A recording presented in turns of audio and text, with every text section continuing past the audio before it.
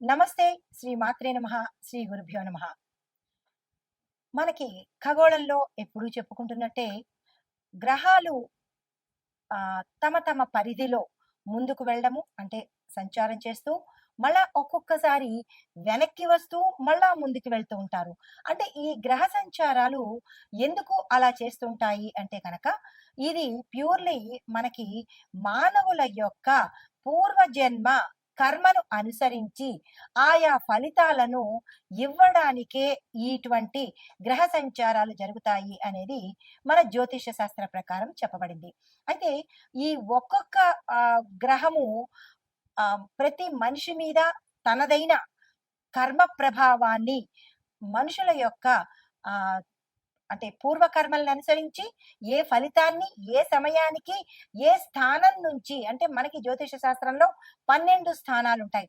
ఈ 12 స్థానాల్లో ఆ జీవి యొక్క అంటే ఆ మనిషి యొక్క పాపాలను కానీ, కర్మలను కానీ, పుణ్యాలను కానీ, వాటిని అంటే పితృదోషాలు కావచ్చు, లేదా కర్మలు కావచ్చు, మనిషి చేసిన ఆహ్, పూర్వజన్మవి, ఈ జన్మవి కలిపి వాటిని అనుభవింప చెయ్యడం కోసము ఈ గ్రహాల యొక్క సంచారం జరుగుతుంటుంది. అయితే అందులో ప్రధానంగా మనకి ఇప్పుడు జరిగేది శని గ్రహ సంచారము. మోస్ట్ పవర్‌ఫుల్ ప్లానెట్ అన్నమాట. దాంతో పాటు అన్నీ అనుగ్రహించే ఆహ్, మంచి గ్రహము శని గ్రహము. అనగా శని భగవానుడు ఆయుష్‌నిస్తాడు, ఆరోగ్యాన్ని ఇస్తాడు. మంచిగా మసలుకుంటే పాపకర్మలను తుడుచుకునేందుకు, అనుభవించేందుకు ఆహ్, తగిన శిక్షలను కూడా శని భగవానుడు అందజేస్తాడు. అయితే ఏ గ్రహము చెడు కాదు. ఏది నష్టాన్ని కలగచేయదు. అది కొంతమందికి మంచి చేస్తూ, మరికొంతమందికి చెడు ఎందుకు చేస్తోంది అంటే గనక, ఆయా మనుషుల యొక్క చేసుకున్న కర్మ ఫలితాలను మాత్రమే గ్రహాలు అందిస్తూ ఉంటాయి. ఆ పరిక్రమణలో భాగంగా మనకి జ్యోతిష శాస్త్రంలో శని భగవానుడికి అత్యంత ప్రత్యేకమైన స్థానాన్ని ఇచ్చారు. ఆయన కర్మ ప్రదాత అంటే శనిదేవుడు సహనానికి పరీక్ష పెట్టడమే కాకుండా సహనాన్ని కూడా అనుగ్రహింపజేస్తాడు. అయితే ఈ శని తలుచుకుంటే ధనికుడు, అపర కుబేరుడు కూడా అంటే మిలియనీరు, ట్రిలియనీరు కూడా తెల్లారేపాటికి క్షణమాత్రంలో నిరుపేదని చేస్తాడు. అలాగే పూటకు గతిలేని నిరుపేదను కూడా తక్షణం మాత్రాన్నే ధనికుణ్ణి చేసే శక్తి శని భగవానుడికి ఉందన్నమాట. అందుకే అందరూ శని అంటే భయపడతారు. భయం కాదు, భక్తితో ఉండాలి. చాలా శక్తివంతమైన గ్రహము. అయితే ఆయన ఏమని శపథం చేస్తున్నాడు? ఈ మే నెలలో తన సంచారము అంటే మార్చి 29న శని భగవానుడి యొక్క సంచారము మనకి ఆహ్, మేషం నుంచి మొదలైంది. అయితే ఇప్పుడు మరలా వెనక్కి వెళ్ళి తిరిగి మళ్ళా తిరోగమన దశలో 138 రోజుల పాటు ఆహ్, గ్రహాల అంటే కొంతమందికి అంటే కొన్ని రాసుల వాళ్లకు చుక్కలు చూపిస్తాను అని శపథం చేసి మరి వస్తున్నాడు. ఎందుకు అలా అంటున్నాడు? ఎందుకు చుక్కలు చూపిస్తానంటున్నాడు అంటే, ఆయా జాతకులు అంటే ఆ రాసుల వాళ్ళు, ఆ నక్షత్రం వాళ్ళు గత జన్మ పాప కర్మలను తుడిచేందుకు ఈ సమయంలో తన తిరోగమన సమయంలో చాలా ఇబ్బందులకు గురి చేయబోతున్నాడు. ఆ రాశులు ఏంటంటే కనుక మేషరాశి, మిథున రాశి, సింహరాశి. అంటే మిగతా రాశులకు కూడా ప్రభావం ఉంటుంది. కానీ ఈ మేష, మిథున, సింహరాశుల వాళ్లకు చాలా చాలా చాలా గడ్డు కాలము, చాలా కష్టాలు పడవలసిన సమయము ఈ 138 రోజుల పాటు. అయితే క్లుప్తంగా చెబుతాను మేషరాశి వారికి, మిథున రాశి వారికి, సింహరాశి వాళ్ళకి. మరలా నేను చాలా ఏ ఏ రంగాల వాళ్లకు ఎలా ఉండబోతోంది అని చాలా వివరంగా మీకు తెలియపరుస్తాను. అయితే ముందుగా మేషరాశి వారికి ఈ శని తిరోగమన సంచారం వల్ల జాతకులకు విపరీతమైన కష్టాలను ఇవ్వబోతున్నాడు. ఏ పని చేసినా అవ్వకపోవడము, విఘ్నాలు కలగటము ఇలాంటివి చాలా కష్టకాలము, గడ్డు కాలము ఈ మేషరాశి వాళ్ళకి. ఎటువంటి పరిష్కారాలు కూడా లేనటువంటి కష్టాలను, ఇబ్బందులను 138 రోజుల పాటు ఇవ్వబోతున్నాడు. దీంతో పాటు కష్టాలతో పాటు ఆరోగ్యము కుటుంబ సమస్యలు అంటే విపరీతమైన ఆరోగ్య క్షీణత, కుటుంబ సమస్యలు, జీవితం అంతా అంటే ఈ 138 రోజుల పాటు తమకి తాము ఈ జీవితం వృధా అనుకునేలాగా ఈ మేషరాశి వారి మీదకి తీవ్రమైన ఒత్తిడిని తీసుకురాబోతున్నాడు. తర్వాత మిథున రాశి వారికి కూడా ఈ తిరోగమన సమయంలో 38 రోజుల పాటు తీవ్రమైన కష్టాలు పడనున్నారు. ఈ సమయంలో వీరికి ఉద్యోగాల్లో ఇబ్బందులు, ఉద్యోగస్తులకు అయితే కెరియర్‌లో ఇబ్బందులు, కొంతమందికి నష్టాలు ఉండడము, తర్వాత జీవితంలో కొన్ని ఇబ్బందులు కలగడము, ఆరోగ్యపరంగా వీరికి ఎటువంటి ఇబ్బందులు లేవు కానీ మిగతా నష్టాలను కలగజేయబోతున్నాడు. జాగ్రత్తగా ఉండవలసిందిగా చెప్పడమైంది. అయితే కొంతమంది కొన్ని నక్షత్రాల వాళ్ళు అనగా మిథున రాశిలో ఉండే అన్ని నక్షత్రాల వాళ్ళకి ఇది వర్తింపదు. కొన్ని నక్షత్రాల వాళ్ళకి మాత్రమే ఈ కష్టాలతో పాటు అనారోగ్యాన్ని కూడా అందించబోతున్నాడు. జాగ్రత్తలు తీసుకోండి. తర్వాత సింహరాశి అంటే నేను ముఖ్యంగా 3 రాశుల గురించి ప్రత్యేకంగా చెబుతున్నాను. తదుపరి మరలా అన్ని రాశుల గురించి వివరంగా తెలియపరుస్తాను. అయితే సింహరాశి వాళ్ళకి ఈ శని తిరోగమనం వల్ల 138 రోజులు నష్టాలను, ఆస్తి నష్టాలు, ఆరోగ్య నష్టాలు, ఉద్యోగ నష్టాలు, తీవ్రమైన సమస్యలు, ఎక్కువగా ఇబ్బందులు పెట్టేటట్టుగా ఈ అంటే ఏ పని చేసేదానికి ముందుకెళ్లకుండా ఇంకా ఒకటని కాదు, రెండని కాదు తీవ్రమైన కష్టాలను ఈ 3 రాశుల వాళ్ళు ఎక్కువగా 138 రోజుల పాటు అనుభవించే దిశగా శని భగవానుడు ఛాలెంజ్ చేసి మరీ వస్తున్నాడు.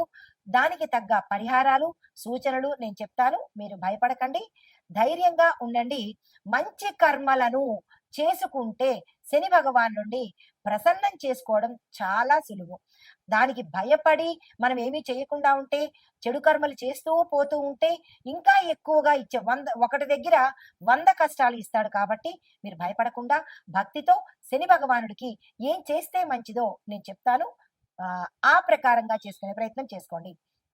అయితే ఈ శని భగవానుడు 138 రోజులు తన తిరోగమన సంచారంలో ఒక మనుషులకే కాదు చాలా రకాల వ్యవస్థల మీద తనదైన ప్రతాపాన్ని చూపిస్తున్నాడు.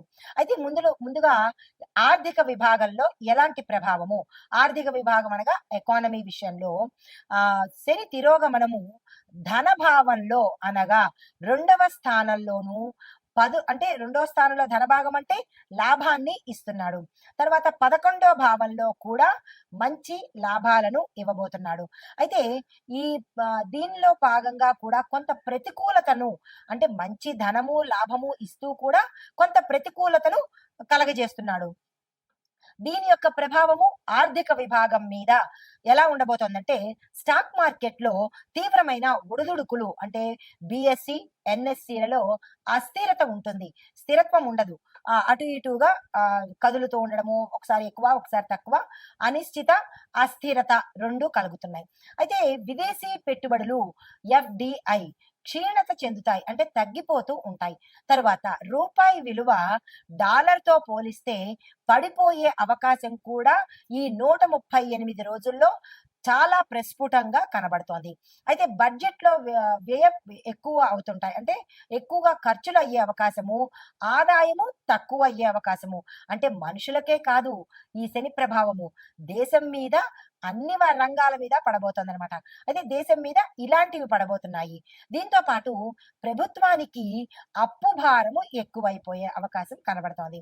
గోల్డ్, రియల్ ఎస్టేట్ మార్కెట్ లో కాస్త పెరుగుదల ఎక్కువ ఉండడంతో పాటు ద్రవ్యోల్బణ భయం కూడా ఈ సమయంలో కలగబోతోంది. అయితే బ్యాంకింగ్ రంగంలో కొన్ని మార్పులు, చిన్న చిన్న బ్యాంకులు విలీనమైపోతాయి అంటే చిన్న చిన్న బ్యాంకులన్నీ మర్జ్ అయిపోతాయి అన్నమాట, కలిసిపోతుంటాయి. అయితే దీనికి మనం సూచన ఏం చేసుకోవాలి అంటే కనుక ప్రభుత్వానికి విత్త వ్యవహారాలు అంటే డబ్బుతో కూడినటువంటి వ్యవహారాలు చాలా చేయవలసిన అవసరం ఈ సమయంలో ఉంది. నూతన పెట్టుబడుల మీద ప్రత్యేకమైన దృష్టి ప్రభుత్వం తెచ్చుకోవాలి. తరువాత రక్షణ విభాగం మీద ఎలాంటి ప్రభావము అంటే డిఫెన్స్ అన్నమాట. దీని మూలకంగా శని తిరోగమనంలో సైనిక స్థిరత్వ భవనాలను అంటే భావాలను ప్రభావితం చేస్తుంది. అంటే సైనికులలో స్థిరత్వ భావాలను కలగజేస్తుంది. దీని యొక్క ప్రభావం ఎలా ఉండబోతోంది అంటే గనక సరిహద్దు ప్రాంతాలలో అంటే ఎల్ఓసి LAC అంటే ఈ ప్రాంతాలలో అప్రమత్తత పెరుగుతుంది. అంటే ఆ ప్రాంతాలు చాలా అలర్ట్ అవుతాయన్నమాట. ఇప్పటికే అలాంటివి జరిగాయి. ఇంకా జరగబోతున్నందుకు దేశం మనకి ప్రత్యామ్నాయాలు తీసుకుంటుంది. రక్షణ కూడా కల్పిస్తుంది. ప్రజలు భయపడాల్సిన పని లేదు. అయితే పాకిస్తాన్, చైనా దేశాలతో చర్చలు జరిపే అవకాశము ఎక్కువగా కనబడుతోంది. ఈ విషయం ఆల్రెడీ దీనికన్నా ముందు మనకి అర్థమైపోయింది కదా! అంటే జ్యోతిష్యము నమ్మకమైన శాస్త్రం ఇది. ఆషామాషీది కాదు. జరగబోయేది చెప్పేదే జ్యోతిష్యం అనమాట. దీన్ని కొంతమంది ఏంట్లే అని ట్రాష్ అని తీసేస్తుంటారు. మనకి ప్రత్యక్ష నిదర్శనాలు కనిపిస్తున్నాయి కదా! నమ్మక తప్పదు. నమ్మాలి. అయితే చిన్నిపాటి సంఘర్షణలు కూడా జరిగే అవకాశాలు గోచరిస్తున్నాయి. అయితే దేశీయ రక్షణ పరిశ్రమ అంటే మీడియా ఇనిషియేటివ్ కొన్ని బలహీనతలు బయటపడే అవకాశం కనబడుతోంది. అయితే సైనిక వ్యయాలు అంటే సైనికుల్ని మనం తెచ్చుకోవడం కోసం కొంత ఖర్చులు పెట్టవలసిన అవసరం కూడా ఈ సమయంలో కనబడుతోంది. మరి దీనికి సూచన ఏం చెయ్యాలి అంటే గనక రక్షణ రంగానికి బలమైన మద్దతును ఇవ్వాలి. వాళ్ళని బలోపేతం చెయ్యాలి. వాళ్ళని సపోర్ట్ చెయ్యాలి. సరిహద్దు ప్రాంతాల్లో ముందస్తు జాగ్రత్తలు తప్పనిసరిగా తీసుకోవాలి. అయితే ఇది రక్షణ విభాగానికి. మరి వ్యవసాయ విభాగానికి ఎలాంటి పరిణామాలు వస్తున్నాయి అంటే దీనికి మూల కారణము వృషభము, కర్కాటక స్థానాల్లో అంటే వృషభ రాశిలోను, కర్కాటక రాశిలోను శని తిరోగమనం ప్రభావము అంటే తిరోగమనం చేస్తున్నాడనమాట. మేషం నుంచి వృషభానికి ఇప్పుడు వస్తున్నాడు.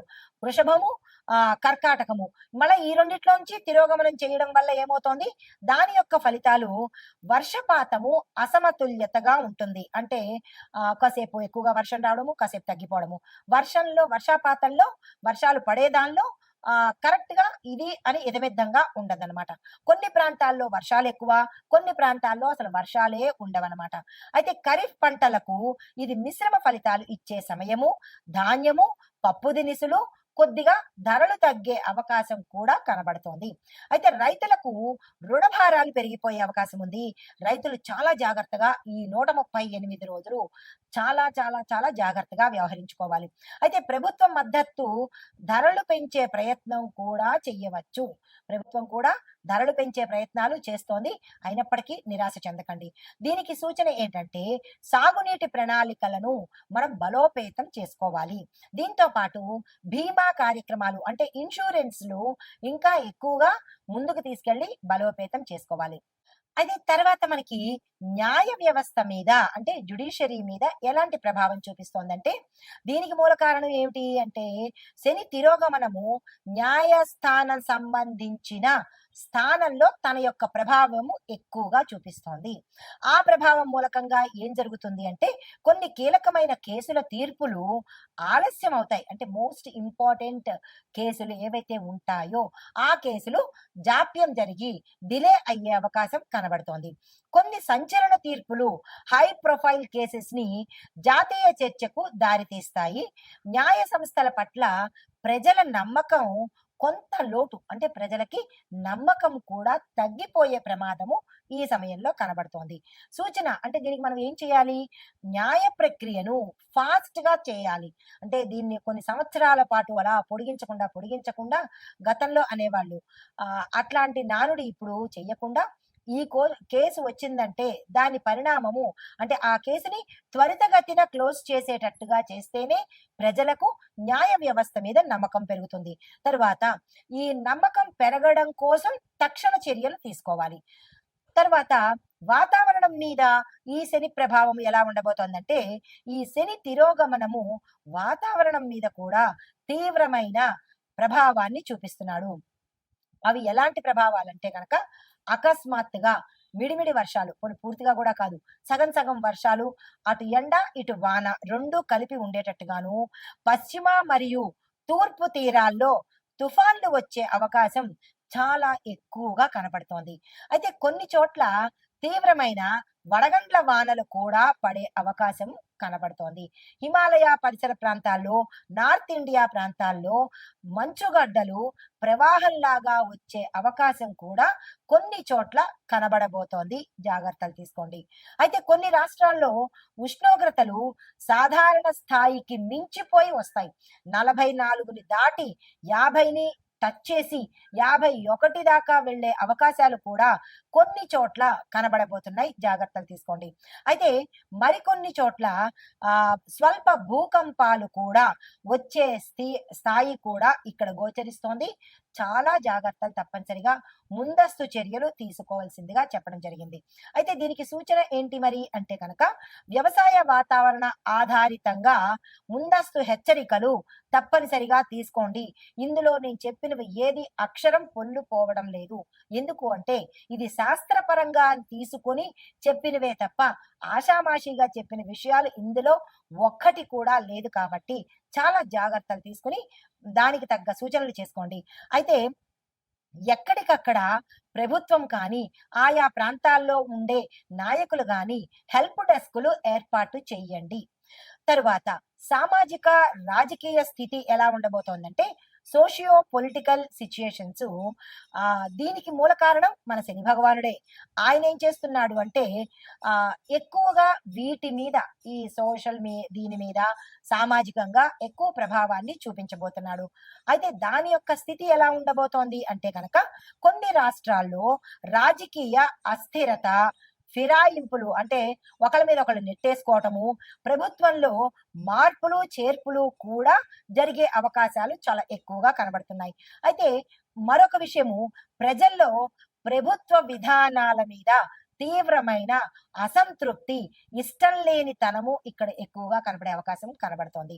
అయితే నిరసనలు, ఉద్యమాలు జరిగే అవకాశము, విస్తృతంగా పెరిగే అవకాశం కూడా ఇక్కడ చాలా ఎక్కువగా కనబడుతోంది. కొన్ని చోట్ల దళితులు, గిరిజనులు తమ హక్కుల కోసము పెద్ద స్థాయిలో ఉద్యమాలు కూడా జరిగే అవకాశాలు సూచనప్రాయంగా కనబడుతున్నాయి. కొత్త రాజకీయాల కూటములు ఏర్పడతాయి, పొత్తులు కూడా ఏర్పడే అవకాశం కనబడుతోంది. అయితే మరి దీనికి సూచన ఏం చేయాలి అంటే కనుక ప్రజల సమస్యలను తక్షణమే ఆలకించాల్సిన అవసరం తప్పకుండా ఉంది. రెండవది, మద్దతుదారులను చక్కదిద్దే రాజకీయ మౌలిక మార్పులను తక్షణమే తీసుకోవాలి. ఇవి మనకి చెప్పదగిన సూచనలు. అయితే ఆ ఓవరాల్ గా చూసినట్టయితే కనుక సామర్థ్యం ఉన్న నాయకత్వము, తరువాత సూక్ష్మ ఆర్థిక విధానాలు, బలమైన రక్షణ ప్రణాళికలు తీసుకుంటేనే కొంత రెమెడీస్ కల్పించే అవకాశం కనబడుతోంది. వీటి మీద తప్పనిసరిగా ప్రభుత్వం కానీ, ప్రజలు కానీ, నాయకులు కానీ దృష్టి పెట్టాల్సిన అవసరం 100% ఉంది. తదుపరి రాశి మకర రాశి. ఈ రాశిలో శని భగవానుడు 2వ స్థానం నుంచి తిరోగమనం చెందుతున్నాడు. అయితే ఈ 2వ స్థానంలో చేయడం వల్ల ఏమిట ఈ ఫలితాలు అంటే ఆర్థిక సమస్యల్ని ఎక్కువగా సృష్టిస్తాడు. డబ్బుకు సంబంధించిన ఇక్కట్లు పెడతాడు. దీంతో పాటు కుటుంబ సంబంధించిన వాద ప్రతివాదాలు, కుటుంబాలకు సంబంధించిన ఇబ్బందులు కలగడము, ఏ పని చేసినా అవ్వకపోవడము, శుభకార్యాలు వాయిదా పడ్డము, దీంతో పాటు శుభకార్యాలు చేద్దామనుకుంటే డబ్బు సమయానికి అందకపోవడము, ఇలాంటివన్నీ జరిగే అవకాశాలు ఈ సమయంలో గోచరిస్తున్నాయి. అయితే ఉద్యోగస్తులకు, వ్యాపారస్తులకు ఎలా ఉండబోతోంది అంటే కనుక ఉద్యోగస్తులకు మేనేజ్మెంట్ తో, మీ పై అధికారులతో తీవ్రమైన ఇబ్బందులు, వాళ్ళ సమయానికి శాలరీ ఇవ్వకపోవడము, ఇస్తాము అని చెప్పి పోస్ట్ పోన్ చేయడము, మీకు ఇస్తామన్న డబ్బులో సగమో పావో ఇవ్వడము, మీ ప్యాకేజీ తగ్గించి తర్వాత ఇస్తామనడము, ఏదో రకంగా మీ జీతం మీ చేతికి ఇవ్వడానికి ముప్పు తిప్పలు పెట్టి 3 చెరువులు నీళ్లు తాగించే స్థితికి తీసుకొస్తారు. కొంతమంది విసిగిపోయి అనుకుని ఉద్యోగం మానేసే పరిస్థితి కూడా కనబడుతోంది. అంటే మీ పై యజమానులు మిమ్మల్ని తీవ్రతరంగా ఇబ్బంది పెడతారు. పని ఇవ్వడంలోనూ, అందరి పనులు మీకు అప్పచెప్పడంలోనూ. ఇలా 1, 2 అని కాదు, మీ ఉద్యోగాల తాలూకా కేడర్ని బట్టి మిమ్మల్ని ఇబ్బందికి గురి చేస్తారు. ఇది తప్పదు. కాబట్టి మీరు జాగ్రత్తలు తప్పనిసరిగా తీసుకోండి. అలవాటు చేసుకునే ప్రయత్నం చేసుకోండి. అయితే వ్యాపారస్తులకు చూసుకున్నట్టయితే కనుక మీ యొక్క ప్రాజెక్ట్‌లు ఆలస్యమయ్యే అవకాశము, మందకొడిగా సాగే అవకాశము అంటే వ్యాపార, వర్తక, వాణిజ్య, పారిశ్రామిక రంగాల్లో వారికి లాభాలు ఉండవు, నష్టాలు ఉండవు.